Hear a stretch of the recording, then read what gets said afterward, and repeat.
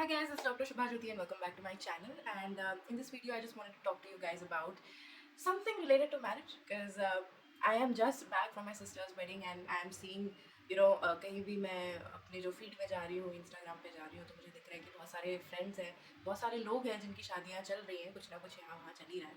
And definitely I feel कि मेरे जो सब्सक्राइबर्स हैं इनमें कुछ लोग होंगे ही, काफ़ी लोग होंगे जो इस एज ग्रुप में पढ़ते हैं, जो शायद शादी के बारे में सोच रहे होंगे या उनकी तैयारियों में ही लगे होंगे, what ever be the thing.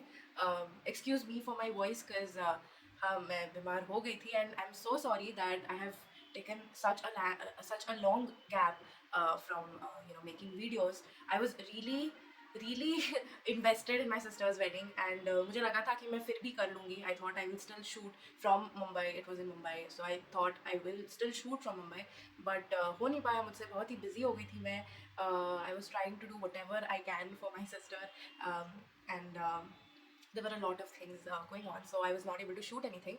And when I came back, I was again down with my health because ये जो मुंबई और दिल्ली का जो ट्रांजिशन है, it's wild, really wild. So हमेशा मेरी तबीयत खराब हो ही जाती है. जब भी मैं मुंबई से दिल्ली लैंड करती हूँ मेरी तबीयत खराब हो ही जाती है. Anyhow, so yeah, that's why my nose is a little giving a little nasal twang. Anyhow, so I just wanted to talk something around marriage for you guys क्योंकि मुझे पता है कि बहुत लोग होंगे उस एज ग्रुप में. डेफिनेटली अगर आप मेडिकोज ही हो या फिर कोई और भी हो जो मेरे वीडियोस देख रहा है और आप उसी एज रेंज में हो, जो शादी करने के लिए देख रहा है, सोच रहा है, maybe you are someone कि आपको यू हैव दैट थिंग कि अच्छा मेरी एज हो रही है, I have to get married, लेकिन सही कोई मिल नहीं रहा है and you have that pressure from your family कि करना ही है एंड स्टफ लाइक दैट. तो हाँ, मैं उन लोगों के लिए बना रही हूँ. What is really the right time to get married for you? I want to be talking something related to in the lines of that. तो मैं बस ये बोलूँगी, I am not a very wise person या मैं ये नहीं बोलूँगी I am the best person to talk about this क्योंकि मेरा बहुत ही actually to be very honest it's been very easy for me क्योंकि वेरी ईजी तो नहीं, लेकिन yes it's been easy for me कि मुझे जिनसे मुझे शादी करनी थी वो मुझे पता लग गया था कि बहुत अच्छे इंसान हैं, मुझे समझ में आ गई थी ये चीज़. और बहुत एक even when I was talking to my sister and जीजा जी, उनको भी मैंने ये बात पूछी. I was very interested in कैसे वो लोग मिले, उनकी स्टोरी क्या रही, क्योंकि उनका एक्चुअली अरेंज्ड मैरिज था. इट वाज नॉट लाइक वो लोग बाहर कहीं मिले, उनका अरेंज्ड मैरिज ही था. लेकिन and in fact I got to know that my sister had first contacted the मेरे जीजा जी के मदर को उन्होंने कॉन्टैक्ट किया था. First she spoke with her, she showed her pictures to her, she literally had conversations with her future mother-in-law, and after her mother-in-law accepted her and they had a good bonding, only after that she moved on to the guy. तो ये उनकी story रही थी. But आज जो मैं उनको देखती हूँ, दे आर लिटरली लाइक एक लव मैरिज वाली कपल जैसी है, जैसी ही वो लगती हैं, वैसे ही वो दोनों खुश हैं, वैसे ही वो लगते हैं यार. If you look at them it's like you will not recognize that it's an arranged marriage. And I feel really happy about that and I am really proud of my sister also about this कि उन्होंने ये नहीं कि जल्दबाजी में उन्होंने शादी करी. शी टुक टाइम, उन्होंने ऑलमोस्ट 1 साल दिया.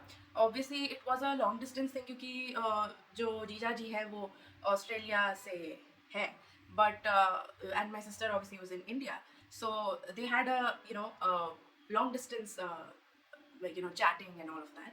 But whatever be it, she had conversations with him, she talked to him, she understood him, and उसके बाद ही वो बीच में आए भी थे उनसे मिलने के लिए और ये सब चीज़ें हुई. एंड जीजा जी ने भी एक वर्ड यूज़ किया था जो I feel is very important, that's comfort.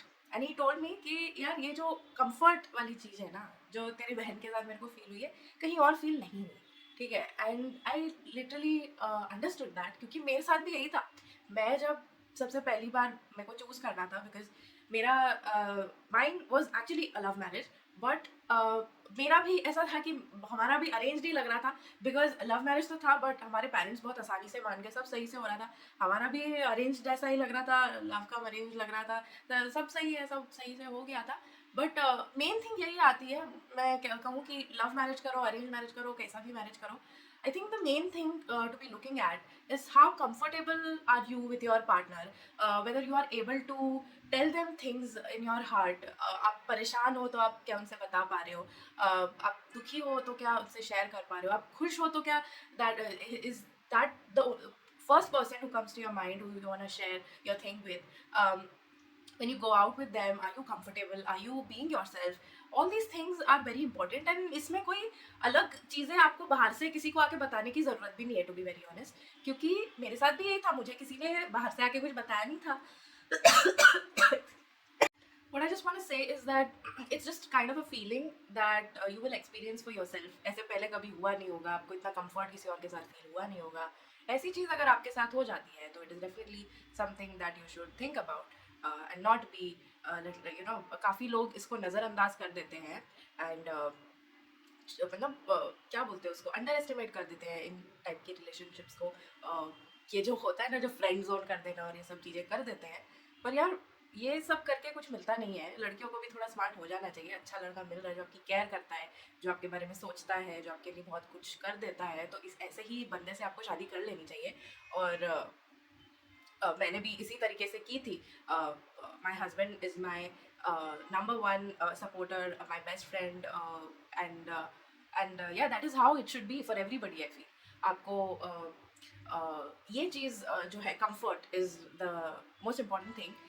कि आप हर चीज़ एक दूसरे को शेयर कर सको, अंडरस्टैंड कर सको, एक दूसरे के प्रॉब्लम्स, एक दूसरे के इमोशंस, और एक दूसरे के साथ चल सको लाइफ पर. इसी के लिए मैरिज होती है और यही सब आपको देखना है.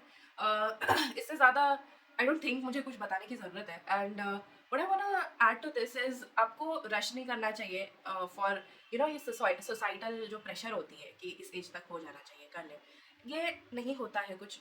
इवन माई कज़न सिस्टर जिनकी अभी शादी हुई है, she is older to me, ठीक है, she is around 30 now, and मुझसे बड़ी है और पहले मेरी शादी हुई. एंड इसमें कोई ये नहीं है कि यार उनकी लेट क्यों हो गई, ये क्यों वो क्यों, बिकॉज उनको तभी मिला यार. She found her partner at that time, so she got married at that time. इसमें कोई प्रॉब्लम आजकल मेरे को दिखती नहीं है.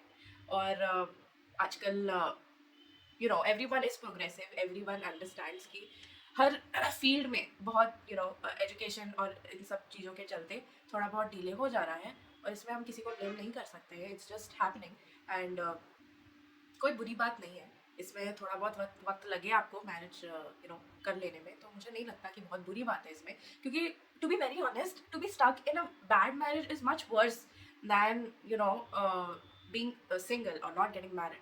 आप सोसाइटी के प्रेशर में चलते किसी यू नो ऐसे पर्सन से शादी कर लेते हो जिसको आप ठीक से जानते पहचानते भी नहीं हो, आपको पता भी नहीं है कि वो है कैसा.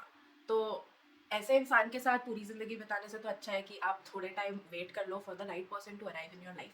And I think that is what I want to say for this matter. Another thing that I wanted to talk about was ये जो पैसे इन्वेस्ट किए जाते हैं शादी में. I don't want to generalise anything और I don't want to target anybody, क्योंकि ठीक है यार, जिसका मन है, जिसकी कैपेसिटी है, जिसके पास अच्छा पैसा है, they can do a wonderful wedding for themselves. उनको कोई दिक्कत नहीं है. बट काफ़ी लोग सोसाइटी के प्रेशर में अगेन आके ये सब चीज़ें करते हैं ना, कि they want to show that they have a grand wedding. तो इसके लिए वो काफ़ी पैसे डाल लेते हैं. ये नहीं कि they want it for themselves, they want to show other people कि हाँ, हम लोग ग्रैंड वेडिंग कर रहे हैं, हम लोग ऐसे हैं वैसे. तो इन सब चीज़ों में मुझे नहीं लगता बहुत ज़्यादा पैसे इन्वेस्ट करने चाहिए, टू बी वेरी ऑनेस्ट. क्योंकि मेरे साथ ऐसा हुआ था कि मेरी सिंपल वेडिंग थी. मेरी तो ऐसे होने वाली थी कि मोस्टली कोर्ट वेडिंग ही हम करने वाले थे, लेकिन पता ही है हमको चला था दैट जहाँ मेरी कोर्ट वेडिंग हुई थी उसी के पास में there was a military guest house which we were getting at a very lower cost. ठीक है, क्योंकि मेरे dad is from you know ex air force, तो उनको एक लोअर कॉस्ट पे मिल जा रहा था. तो that is why we went ahead with a small simple traditional wedding, क्योंकि मेरा ही मन था कि एक ट्रेडिशनली मुझे भी तो लगना चाहिए कि मेरी शादी हुई है, वरना मज़ा नहीं आता मुझे। तो इसीलिए मैंने बस बोला कि सिंपल सी, मेरे को नहीं चाहिए धूमधाम, मेरे को नहीं चाहिए 100-200 people. I don't want, I just want people who are close to me, who care about me, just those people. And I just want जो रीति रिवाज रस्म है उसके हिसाब से मेरी शादी करा दो एक बार। तो बस मेरे को उतना ही चाहिए, मेरे को बहुत ग्रैंड वेडिंग नहीं चाहिए, एक सिंपल सादा सा वेडिंग चाहिए। तो वो मेरे साथ हुआ था, लेकिन वो भी काफ़ी अच्छे से हो गया था, because there were so many people who got involved really, मतलब बहुत दिल से काफ़ी सारे लोगों ने किया मेरे लिए, बिकॉज ऑफ माई फादर। बहुत लोगों ने मदद की, बहुत लोगों ने दिल से बहुत कुछ किया हमारे लिए। ऑब्वियसली पैसे भी लगे, लेकिन इतने ज़्यादा नहीं लगे जितने usually big fat Indian weddings में लगते, इतने नहीं लगे थे। और हाँ, तो मेरी वेडिंग वैसी थी। तो मैं बताना ही आपको ये चाहती थी कि मेरी वेडिंग में ये हुआ था that I did not know how the day went. ठीक है, मेरा एक दिन ये था कि हल्दी एंड ऑल था, हल्दी मेहंदी ये सब चीज़ें, और अगले दिन मेरा ये था court marriage and the simple traditional wedding, ये था। और मुझे नहीं पता लगा कि कैसे ये दोनों दिन गए हैं, मुझे ऐसे ये हुआ और ये मेरी वेडिंग खत्म हो गई थी। मेरे को समझ भी नहीं आया कि कब शुरू हुआ और कब खत्म हुआ। तो यही एक रीज़न है कि मैं लोगों से कहना चाहती हूँ that don't spend so much on your wedding, क्योंकि इतना जल्दी ये टाइम बीत जाता है ना। आप इतनी मेहनत करते हो उस चीज़ के लिए, इतना आप लग जाते हो उसके काम में और इतना पैसा डालते हो उसके अंदर, but it's going to just बस फ्लाई अवे हो जाएगा वो जो टाइम होगा आपका वेडिंग वाला। और आपको समझ में भी नहीं आएगा कब क्या हुआ, कब चीज़ें खत्म हो गई, आधी चीज़ें आपको याद भी नहीं रहेंगी, कौन आया था, कौन गया था, क्या हुआ था, ये याद इतना नहीं रहता है। और यही सेम चीज़ मेरी सिस्टर के साथ भी हुआ है। मेरी सिस्टर का भी 2 दिन का ही प्रोग्राम था, उनका भी 3 दिन का आप समझ लो। एक दिन मेहंदी थी, एक दिन हल्दी संगीत एंड व्हाट यू से शादी और रिसेप्शन, ये उनके इवेंट्स थे। और उनके साथ भी यही, और जो मैं देख रही हूँ वो लोग भाग दौड़ तो हम लोग कर रहे हैं 1 हफ्ते से, प्री वेडिंग ये वो, आउटफिट्स कलेक्ट करना, कुछ ऑल्ट्रेशन है वो देखना, डेकोर देखना, कोई कुछ यहाँ मिसमैच हो गया, कोई चीज़ ऑल ओवर करनी पड़ जा रही है। काफ़ी सारी चीज़ें हमको खुद से देख लेनी पड़ती है, काफ़ी सारे पैसे खर्च हो जाते हैं। बट होता ही है कि 2 दिन में सारा कुछ ऐसे ऐसे ऐसे ऐसे करके निपट जाता है। तो यही हुआ मेरी दीदी के वेडिंग में भी। मुझे खुद समझ में नहीं आया कि कब कैसे इतने दिन निकल गए, कैसे हो गया। वही तो मैं कह रही हूँ कि I was so invested, I was doing so much and I was so happy for my sister. लेकिन हाँ, टाइम कैसे निकला मुझे नहीं समझ में आया, ना ही उनको समझ में, क्योंकि after the wedding we were just discussing a few things here and there कि तब आप ऐसे आए थे, मैं ऐसे आई थी, ये हुआ था, वो हुआ था। आई जस्ट लाइक हाँ, ये तो मुझे याद नहीं है। And somewhere I was like हाँ, ये तो मुझे याद नहीं है। तो यही मैं कह रही हूँ कि काफ़ी चीज़ें आपको याद भी नहीं रहती, ये भी नहीं रहती। बट तो मैं इसीलिए कह रही थी कि it's dependent on what your status, like the what you can afford. But anyhow I don't think even if you are rich, I don't think कि आपको बहुत ज़्यादा स्पेंड करना चाहिए, because it doesn't stay for long. It's time is just gonna fly away and you will not even know when it's done, when it's over. And ये चीज़ होती है। So that is why I just wanted to say कि उस पर इतना ज़्यादा spend करने की आपको ज़रूरत नहीं है, आपके पैसे बचेंगे। Any how even if you are rich and you save some money over here, you can go to better places for your honeymoon or something like that. So that is my really a small advice from my side, क्योंकि मुझे लगता है हो सकता है, और मुझे सही इसलिए लगता है कि anybody who is planning to get married should be thinking about their budget and how much they want to invest in a wedding, क्योंकि क्योंकि बहुत ही सिंपल सी चीज़ है कि no matter what you do, how much efforts you put in, people will come and still comment on several things. They will still find deficiencies somewhere or the other. और ये लोग जो है, जो आते हैं, जो हम सभी को बुला लेते हैं यार। ऐसा होता है कि even if you don't want to call some people, you still have to call them, you have to still call a lot of people. And ठीक है, बुलाओ, उससे बुलाने में ये नहीं है, उसमें बुराई नहीं है, आपको बुलाना ही पड़ता है। एज अ एथिक्स होते हैं, मॉरल्स होते हैं कि आपको बुलाना पड़ता है कुछ लोगों को।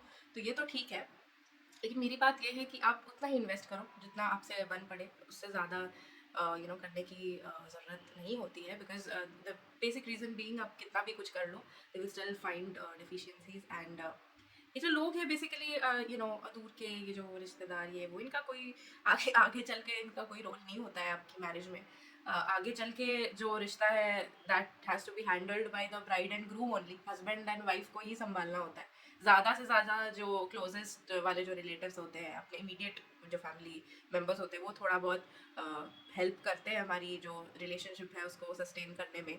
और जो क्लोजेस्ट फ्रेंड्स होते हैं वो हेल्प करते हैं हमारे रिलेशनशिप को सस्टेन करने में। पर ये जो दूर के लोग हैं जिनको आप ये काइंड ऑफ एक शो करना चाहते हो जिन लोगों के सामने, उनका कोई रोल होता भी नहीं है आपके आगे की मैरिड लाइफ में। तो मुझे नहीं लगता कि इतना आपको शोबाजी करने में इन्वेस्ट करना चाहिए। आपको अपने मन से जितना करना है उतना करना चाहिए, बिल्कुल ही करना चाहिए। But yeah that is what I wanted to say. And I will see you for another video. I this is a totally random one. मेरा मुझे समझ में भी नहीं आ रहा था कि किस बारे में बात करूं, बट आई नो दैट शादी सीज़न चल रहा है मेरे हाथों में, ये थोड़ा बहुत फेड आउट हो गया, बट एनी हाउ थोड़ी बहुत लगी हुई है मेहंदी। मैंने सोचा कि बस इसी पे मैं बात कर लेती हूँ। And yeah, that's it for this video. I'll see you for another one.